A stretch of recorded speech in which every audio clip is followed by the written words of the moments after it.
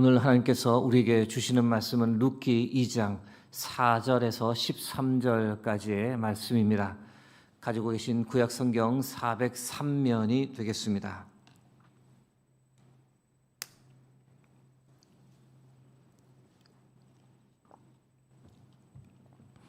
허락하신 말씀 교독하겠습니다. 마침 보아스가 베들레헴에서부터 와서 베는 자들에게 이르되 여호와께서 너희와 함께 하시기를 원하노라 하니 그들이 대답하되 여호와께서 당신에게 복 주시기를 원하나이다 하니라. 베는 자들을 거느린 사환에게 이르되 이는 누구의 소녀냐 하니 베는 자를 거느린 사환이 대답하여 이르되 이는 나오미와 함께 모압 지방에서 돌아온 모압 소녀인데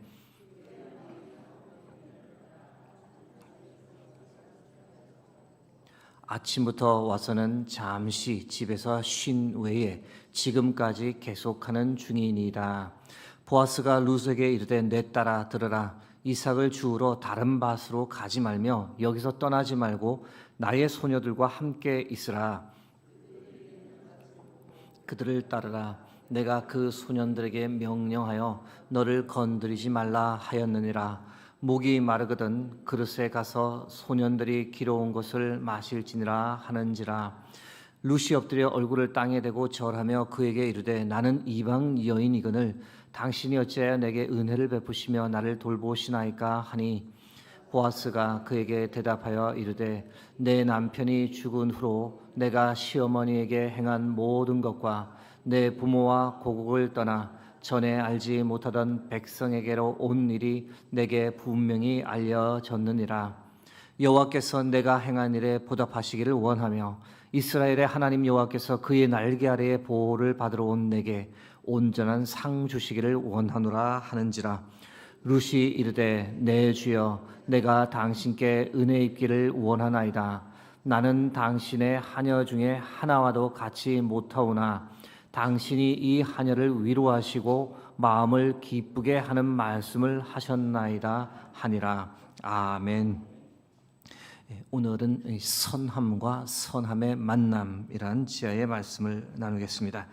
룻기 2장 4절 말씀 보시면 마침 보아스가 베들레헴에서부터 와서 베는 자들에게 이르되 여호와께서 너희와 함께 하시기를 원하노라 하니 그들이 대답하되 여호와께서 당신에게 복 주시기를 원하나이다 하니라. 룻이 이 보아스의 밭에 들어가 이삭을 줍는 날 보아스가 뒤늦게 밭에 도착했습니다. 추수를 하는 날이기 때문에 보아스가 직접 와 추수 일꾼들을 격려하고 축복하기 위함이었는데요. 추수를 위해서 밭에서 일하는 사람들을 이 보아스가 모두 알고 있었습니다. 자신의 남종들, 여종들도 있었고 추수를 위해 추가로 뽑은 일꾼들도 있었는데 그런데 유독 낯설은 이방인처럼 보이는 어린 여성이 이 보아스의 눈에 띄었습니다. 룻기 2장 4절에서 7절 말씀입니다. 보아스가 베는 자들을 거느린 사환에게 이르되 이는 누구의 소녀냐 하니 베는 자를 거느린 사환이 대답하여 이르되 이는 나오미와 함께 모압 지방에서 돌아온 모압 소녀인데 그의 말이 나로 베는 자를 따라 단 사이에서 이삭을 줍게 하소서 하였고 아침부터 와서는 잠시 집에서 쉰 외에 지금까지 계속하는 중이니이다. 이 추수 현장에는 추수 일꾼들을 총괄하는 보아스의 종이 있었습니다. 보아스는 즉시 그 종에게 저 낯선 어린 소녀가 누구냐라고 물었습니다. 나오미의 며느리 룻입니다 라는 대답을 듣게 되었는데요. 종의 대답을 통해서 우리가 룻에 관해 알 수 있는 것은 이 효심도 참 특별했지만 참으로 근면하고 성실한 사람이다라는 것을 본문을 통해서 알게 됩니다.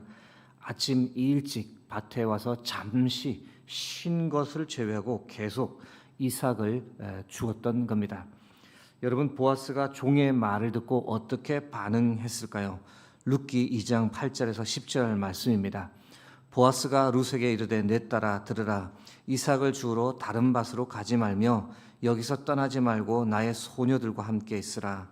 그들이 베는 밭을 보고 그들을 따르라. 내가 그 소년들에게 명령하여 너를 건드리지 말라 하였느니라. 목이 마르거든 그릇에 가서 소년들이 기러온 것을 마실지니라 하는지라. 룻이 엎드려 얼굴을 땅에 대고 절하며 그에게 이르되 나는 이방 여인이거늘 당신이 어찌하여 내게 은혜를 베푸시며 나를 돌보시나이까 하니. 이 보아스와 룻의 첫 만남입니다. 보아스가 룻을 불렀는지 아니면 룻이 있는 쪽으로 보아스가 직접 갔는지 분명히 알 수는 없지만 추정하기로는 이 보아스가 룻이 있는 쪽을 향해 걸어간 것으로 보입니다. 그렇게 향해 걸어가던 중 보아스가 먼저 주위에 있던 종들과 일꾼들을 모아 선 조치를 했습니다. 룻에 관해 특별 명령을 내렸던 건데요. 저기 보이는 저 소녀를 괴롭히거나 건들지 말아라. 앞으로 우리 밭에 와서 매일 이삭을 주울 것이다. 가만히 놔두고 목이 말라 보이면 마실 물을 주어라. 룻을 뒤에서 챙겨 주었습니다. 편하게 이삭을 주울 수 있도록, 심지어 주위 사람들에게 룻을 잘 보호하도록 경호도 부탁했습니다. 여러분, 이것이 룻에게 얼마나 큰 위로와 소망이 되었을까요? 끊임없이 무너지기만 하던 인생이었습니다. 그런데 전혀 기대하지 않았던 새로운 울타리가 룻과 나오미의 삶에 갑자기 쳐지기 시작했습니다. 주인 보아스의 명령을 듣고 주위 사람들이 룻을 달리 보기 시작했습니다. 별 볼 일 없는 거름뱅이 인생처럼 보였는데 보아스가 주인이 특별하게 생각하고 보호해 주는 사람이 되었습니다. 보아스에 관해 잠시 생각해 보고자 합니다. 보아스는 소통과 공감을 잘하는 사람임에 틀림없습니다. 여러분, 가진 사람일수록 소통과 공감 능력이 떨어집니다. 이 사실은 실험으로도 증명된 것인데요. 그래서 좀 가진 사람들이 아랫사람을 막무가내로 이 하대하는 소식을 뉴스에서 가끔 접합니다. 절로 인상이 찌푸러지는 뉴스인데요. 그러나 보아스는 그런 사람이 아니었습니다. 룻이 과부라고, 이방 여자라고, 가난한 사람이라고 무시하고 밭에서 내쫓았던 것이 아니라 룻이 겪고 있는 삶의 고충을 충분히 공감하고 이해했습니다. 저 어린 나이에 타국까지 와서 시어머니 한 분 모시겠다고 저렇게까지 노력하는데 나라도 도움이 되어야지. 여러분, 그 순간은 이 선한 룻과 선한 보아스가 처음으로 만나는 은혜의 순간이었습니다. 보아스가 룻에게 다가가 처음으로 말을 건넸을 때 룻을 어떻게 부르고 있습니까? 내 딸아라고 부릅니다. 당시 고대 사회에는 나이 많은 남성이 젊은 여성을 부를 수 있는 호칭이 내 딸아인데 부성애와 같은 친밀감과 배려를 나타내는 표현입니다. 분명한 것은 보아스와 룻의 나이 차이가 좀 있었음을 우리가 알 수 있습니다. 당신은 결혼을 일찍 했으니 나이 차이로만 생각하면 15살에서 20살 정도의 차이가 있었을 것으로 예측할 수 있습니다. 여러분, 보아스의 선행에 룻이 어떻게 화답했습니까? 10절을 보시면 룻이 엎드려 얼굴을 땅에 대고 절하며 그에게 이르되 나는 이방 여인이거늘 당신이 어찌하여 내게 은혜를 베푸시며 나를 돌보시나이까 하니. 룻이 진심으로 전심으로 감사를 보아스에게 표현했습니다. 얼굴을 땅에 대고 절하고 자신 같은 이방인에게 어떻게 이렇게 은혜를 베풀어 주시냐며 감사하다라고 보아스에게 말했습니다. 여러분, 이 행동, 이 겸손과 감사의 행동, 이것이 아무것도 아닌 것 같지만 이 시대를 사는 우리가 깊이 본받아야 할 행동입니다. 요즘 사람들 겸손, 감사와 거리가 먼 삶을 삽니다. 받은 은혜를 당연하게 생각하고 잘 감사하지 않습니다. 무엇을 받으면 더 주지 이게 뭐냐, 오히려 불평하고 적반하장의 태도를 보이는 경우가 허다합니다. 교회에서 도움을 받거나 또는 우리의 자녀들이 장학금을 받을 때 여러분 감사합니다라고 표현하는 사람들, 그런 자녀들이 몇이나 될까요? 여러분, 감사함을 표현하는 사람보다 그렇지 않은 사람들이 훨씬 많습니다. 문제는 하나님을 향해서도 우리가 그렇게 행동한다는 겁니다.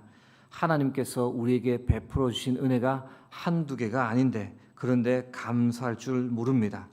비교하며 주신 은혜가 너무 적다고 더 많이 달라고 오히려 불평합니다. 감사하지 못하는 인간의 우리의 어리석음을 성경이 이렇게 표현합니다. 로마서 1장 21절 22절 말씀입니다. 하나님을 알되 하나님을 영화롭게도 아니하며 감사하지도 아니하고 오히려 그 생각이 허망하여지며 미련한 마음이 어두워졌나니 스스로 지혜 있다 하나 어리석게 되어. 여러분, 작은 것에 감사하는 우리가 되기를 간절히 소망합니다. 작은 것에 감사할 줄 모르면 큰 은혜를 입어도 감사하지 못하기 때문입니다. 우리가 그런 어리석은 행동을 하나님께 보여서는 안 됩니다. 적어도 감사, 많아도 감사, 주신 것에 감사, 부족해도 감사, 건강해도 감사, 아파도 감사, 범사에 하나님께 감사, 또 감사하는 삶을 살아가는 저와 여러분 되길 주의 이름으로 축복합니다. 보아스가 룻에게 선한 호의를 베풀었던 이유가 무엇이었을까? 그 이유가 보아스와 룻의 이어지는 대화에 나타나 있습니다. 룻기 2장 11절에서 13절 말씀입니다. 보아스가 그에게 대답하여 이르되 내 남편이 죽은 후로 내가 시어머니에게 행한 모든 것과 내 부모와 고국을 떠나 전에 알지 못하던 백성에게로 온 일이 내게 분명히 알려졌느니라. 여호와께서 내가 행한 일에 보답하시기를 원하며 이스라엘의 하나님 여호와께서 그의 날개 아래에 보호를 받으러 온 내게 온전한 상 주시기를 원하노라 하는지라. 룻이 이르되 내 주여 내가 당신께 은혜 입기를 원하나이다. 나는 당신의 하녀 중에 하나와도 같지 못하오나 당신이 이 하녀를 위로하시고 마음을 기쁘게 하는 말씀을 하셨나이다 하니라. 보아스는 나오미와 룻의 소식을 들어 알고 있었습니다. 남편이 죽었음에도 불구하고 시어머니를 모시겠다고 온 룻의 행실에 관하여, 선한 행실에 관하여 부모와 고국을 떠나 여호와 하나님을 섬기겠다고 베들레헴까지 온 그 결심과 믿음에 관해 보아스는 들었고 큰 감명을 받았더랬습니다. 그래서 룻을 만나자마자 하나님께서 복 주시기를 축복했습니다. 하나님께서 너의 선한 행실을 알고 계신다. 반드시 너를 하나님의 날개 그늘 아래 보호하여 주시고 상 주실 것이다. 너의 선행에 하나님께서 반드시 보답하실 것이다. 룻의 선함에 보아스는 자신의 선함으로 응답하며 하나님의 축복을 기원했습니다. 보아스의 축복의 말을 듣는 순간 룻이 아마 울컥했을 것으로 생각합니다.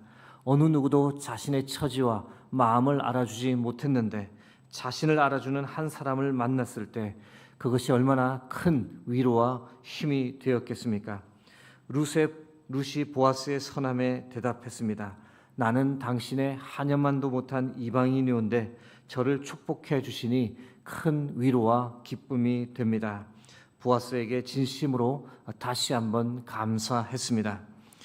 갈라디아서 6장 9절에서 10절 말씀이 설교를 준비하던 중 떠올랐습니다. 우리가 선을 행하되 낙심하지 말지니 포기하지 아니하면 때가 이름에 거두리라. 그러므로 우리는 기회 있는 대로 모든 이에게 착한 일을 하되 더욱 믿음의 가정들에게 할지니라. 사랑하는 성도 여러분, 우리 하나님은 선한 하나님이신 줄 믿습니다. 그렇기 때문에 선한 마음 품고 선한 행실을 베푸는 자를 하나님은 아끼시고 돌보시고 사랑하시는 분입니다. 시어머니를 돌보겠다며 자신의 행복과 미래를 완전히 포기해버린 룻의 선함을 하나님은 결코 간과하지 않으셨습니다. 룻의 선함을 보셨고 그것을 기억하셨고 그것을 기뻐하셨으며 그래서 보아스를 통해 하나님의 선하심으로 응답해 주셨고 보응해 주셨습니다. 오늘 룻과 보아스의 만남을 이 선함과 선함의 만남이라고 표현해 보았습니다. 사랑하는 성도 여러분, 선한 행실의 열매를 맺어가는 저와 여러분이 되길 주의 이름으로 축복합니다. 우리의 선함을 통해 세상의 악함을 물리치고 우리의 선함을 통해 세상의 어둠을 밝히고 우리의 선함을 통해 하나님의 살아계심을 드러내고 우리의 선함을 통해 더 많은 사람들이 주를 영접하는 역사가 일어나도록 오늘 하루도 주와 동행하며 선한 마음, 선한 말, 선한 행실의 열매를 가득 맺게 해달라고 그렇게 간구하는 이 새벽 되기를 주의 이름으로 축복합니다. 함께 기도하겠습니다. 살아계신 하나님, 오늘도 귀한 생명의 말씀으로 우리의 마음을, 우리의 영을 이끌어 주셔서 감사합니다. 하나님, 선하신 하나님을 오늘도 모시며 우리의 말, 우리의 마음, 우리의 행실에 선함의 열매로 가득 맺을 수 있도록 함께하여 주시옵소서. 그래서 우리의 선함을 통해 역사하시고 우리의 선함을 하나님의 선함으로 응답해 주시는 것을 경험하고 간증하는 복된 인생 되게 하옵소서. 모든 영광을 주께 드리며 존귀하신 예수 그리스도의 이름으로 기도드립니다. 아멘.